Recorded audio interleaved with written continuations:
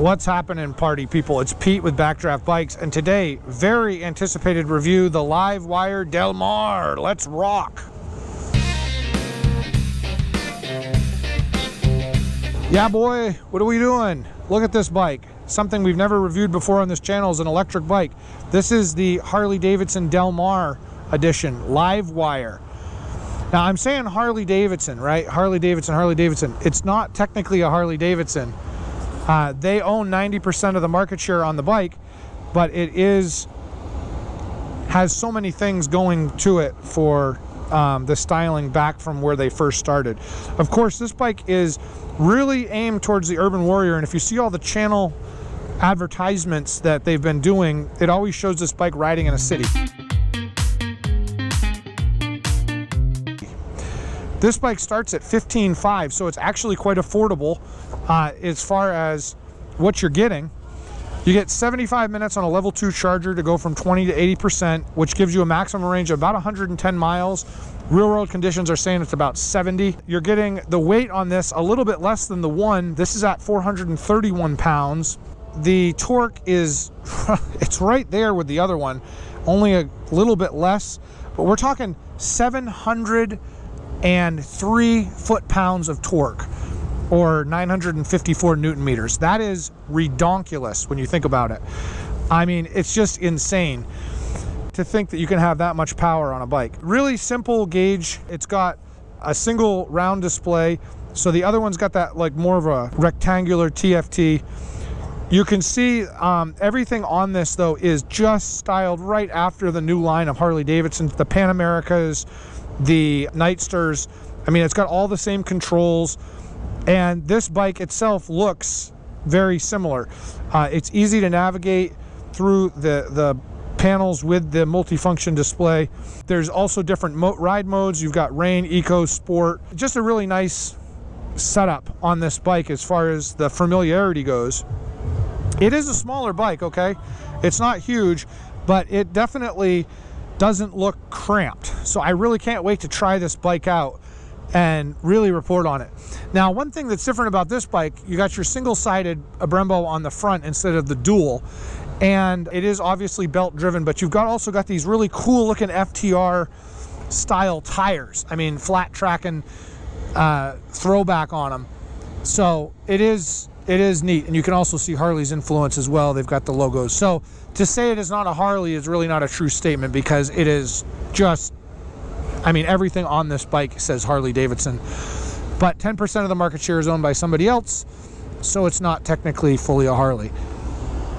So I think the big thing that everybody wants to know about these bikes is how they run. So let's get on it and try it out, shall we? Well, let's go. So on this bike, when you're sitting here, you can feel the seat kind of boop, boop, boop, boop, boop. It's kind of interesting. It's an interesting feel. The brakes are hydraulic too. So that's really the only thing here. And then you've got your wires. Same Pan America controls too. Yeah, yep. Same exact thing.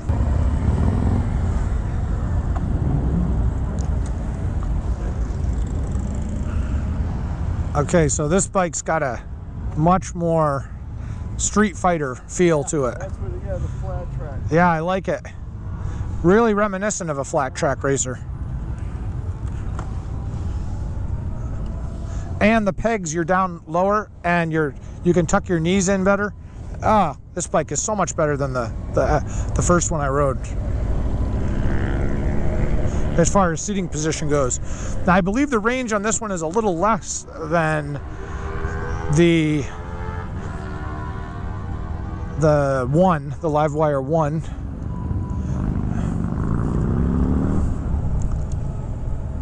This bike here, again, totes around 100-mile range. So I have it in street mode. I'm gonna actually just plop it right into sport mode.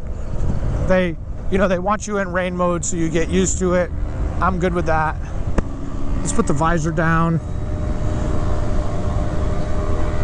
Now, these bikes have this like whine, and I assume it's the motor / gearbox. It's a cool sound, almost like a jet engine.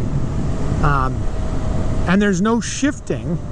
There's no clutch, so you continually find yourself doing this, and there's nothing there. It's the weirdest feeling. Now, the leanability on this bike is much, much better than the one. This bike has got a really good feel to it.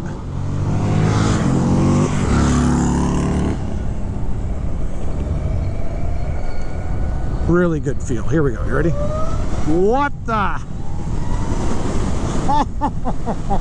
Daddy. Oh my word. I could get into one of these bikes. I could get into one of these bikes. For sure. Wow.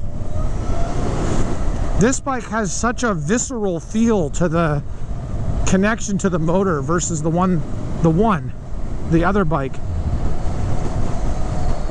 And the upright riding position is actually quite comfortable.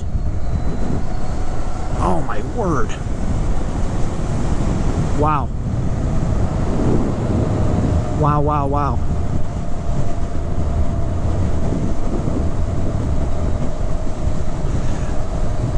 So I guess a couple people have asked questions to me about these bikes. How long does it take to charge? Again, the range, because range anxiety is a real thing on an electric bike. You know, if you run out of gas, you're going to be sitting there for a while. So the range on these, you should estimate your range is going to be around 100 if you drive economically, and it's going to be somewhere in the 70-mile range if you get on it. That's not a lot of range. Let's just be realistic about that. That is not a lot of range. The fact that you can get on a sport bike and you can go 150 to 250 miles on a tank of gas and then stop and fill up in less than a minute or two there's something to be said about that. So electric bikes have a little bit more to go. They have a little bit more to go, but they haven't gotten there yet. But the beginnings of this craft, if you will, are good. There's a lot of interesting things to say about this. Now, I'm 6'4". I'm not going to tell you that I feel cramped on this bike. I definitely am not stretched out. It's somewhere in the middle. I think an average height person wouldn't be that big of a deal. I'm giving them some space. Here we go.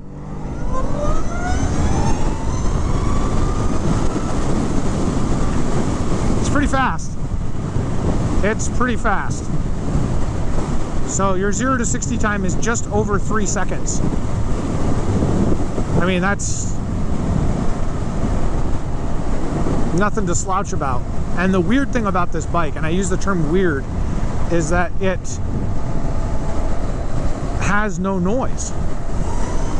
So you're just instantly there.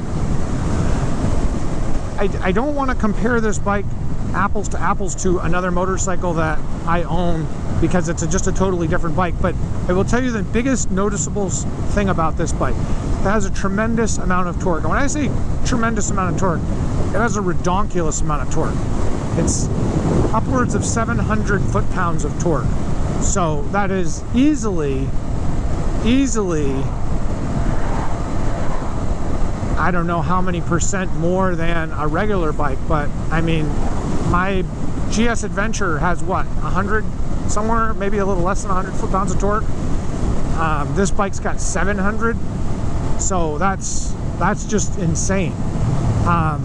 From a starting standpoint, the bike's obviously governed down a little bit so it doesn't launch you off the back, but it definitely has a nice feel to it.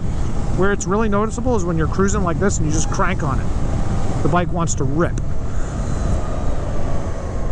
Is this thing faster than any gas bike out there? Absolutely not. I was just thinking about it. I drove a BMW S1000 RR the other day. It was numbingly fast.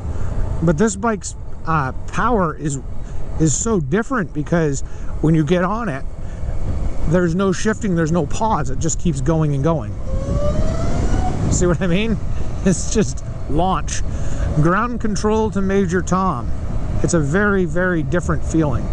Very different.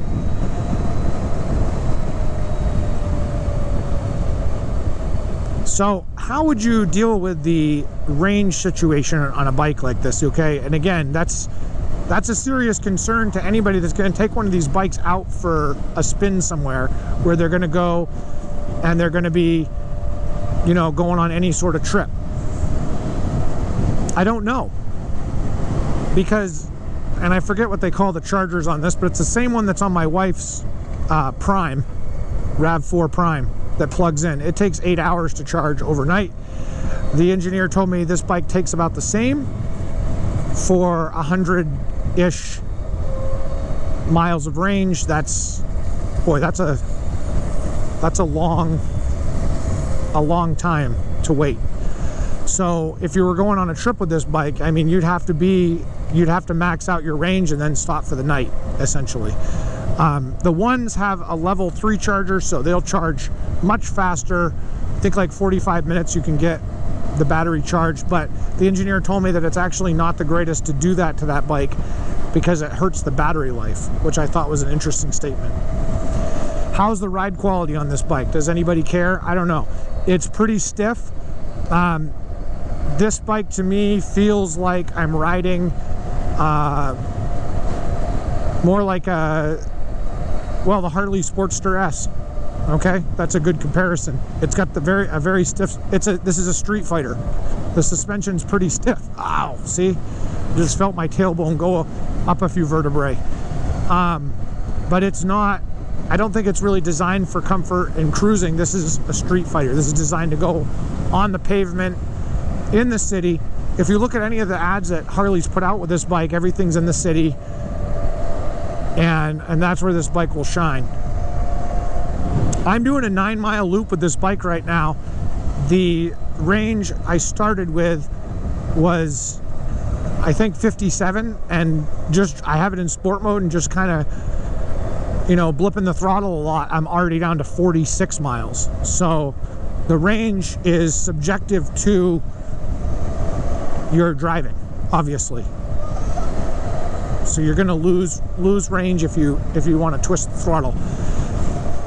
Regen on this is interesting because you let off the gas and you can actually feel the bike just kind of pull downward, obviously, because the rear tire is what is going to be slowing you down, and it's an engine brake, right? It's an engine brake with the regen. So, you know, it's kind of an interesting feel. It does have hydraulic brakes. When you engage the brake, it gives you a little bit more on the regen, so I'm barely touching the brake and I can feel the bike just kind of crawl down to a stop, which I would assume is true on really any electrical vehicle. I mean, even on my RAV4 it's that way. The Tesla I owned as well, if you let off the gas, you're letting off the gas and it's stopping, and you almost don't even need to use the brakes. So again, I compare this bike to the LiveWire 1 that I test drove earlier, the one that's in front of us. This is a much different feel, and I actually really like this bike. The seating position is much better. It's more neutral, sitting upright. The pegs are directly underneath my feet, so it's just a nice sporty feel, and it looks pretty cool. It looks like a street fighter. With no noise, it's just a very interesting dynamic, and there's no, you know, you're not blipping the throttle and hearing stuff. It's just you turn the throttle and it cracks your back.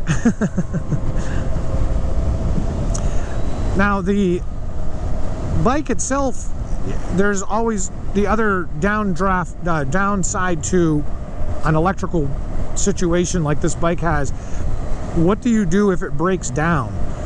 So some of the Harley Davidson dealerships were LiveWire dealers, and if you had a LiveWire and you had a problem with it, you had to go to one of those dealers. I don't know if that's changed. That was back in 2015 when they started trying to launch the bike, but now the setup with these bikes is, does every Harley Davidson dealer work on them? Because if that's the case, that makes it a little bit less worrisome, because there's a Harley dealer in the United States. There's Harley dealers like everywhere. But I have a garage at my house, and let's say I want to work on my own bike. What can I do on my own? I'm not sure how much you can do on your own. Obviously, brakes, suspension, tires, all the fun things that you normally do. You could change, you could change things. How's it going, lady? I know people probably like these bikes a lot better than regular Harleys because there's no noise, so it's kind of quiet and fun. But anyways, if you had a real serious problem with this, you would have to take it to the dealership because the computers on these are very, very, very complicated bikes electronically. So thankfully they have the backing of one of the largest bike manufacturers in the world, Harley Davidson. But you know, Harley sunsetted bikes before, and what are you left with, type of thing. So this bike, I like the riding position. I really like the upright bar feel. I like the fact that I'm not crunched over the tank. I think it's a very comfortable bike, especially opposed to the LiveWire 1. I think the seat on this bike is a little bit stiffer and the suspension is definitely stiffer, but the riding position, in my opinion, is more comfortable. And again, I'm 6'4", 35-inch inseam, so I fit this bike no problem at all. I don't think anybody over, I'd say 5'8", would have a problem riding this bike. I'd say 5'7" would probably be fine. You'd probably be a little tippy-toed, but not much. You can run a passenger on these. I'm not sure how that affects economy. And I don't know how comfortable it is because the back seat on this is pretty small, but it does have pegs. The ride quality on this is quite rough though, so I'd have to try to mess around the suspension a little bit to see if there was any adjustment to be had, because if this is about it, you got to pick your battles where you're riding. Okay, we're at the back of the track now. Really weird. No downshifting, no nothing. Just so weird. Self-canceling turn signal, that's a bonus. So actually just driving slow, I actually picked up a mile of range. Isn't that interesting? Very interesting. So I'm going to give this guy a little bit of space.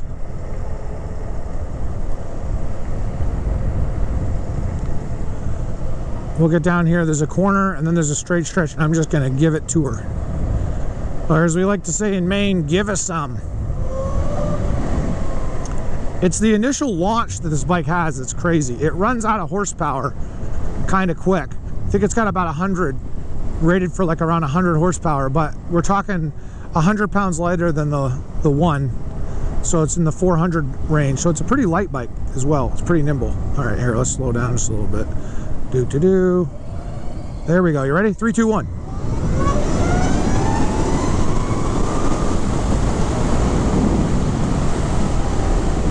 Said we couldn't go over 60, so I didn't. Whoa! Wheelie! Woohoo! Oh yeah, daddy. When you get on this bike, man, it's a blast. I just ripping around corners, cranking the throttle on, man, super fun. Wow. Well, hey, so here's my impression. I wasn't super impressed with the one. This bike, I like this bike. This is fun. Downside to it though is that it's just got such a small range and takes so long to refill the battery. So I think if they can figure out a solution to that, which I think everybody in the EV market is looking for, this bike would be ridiculous.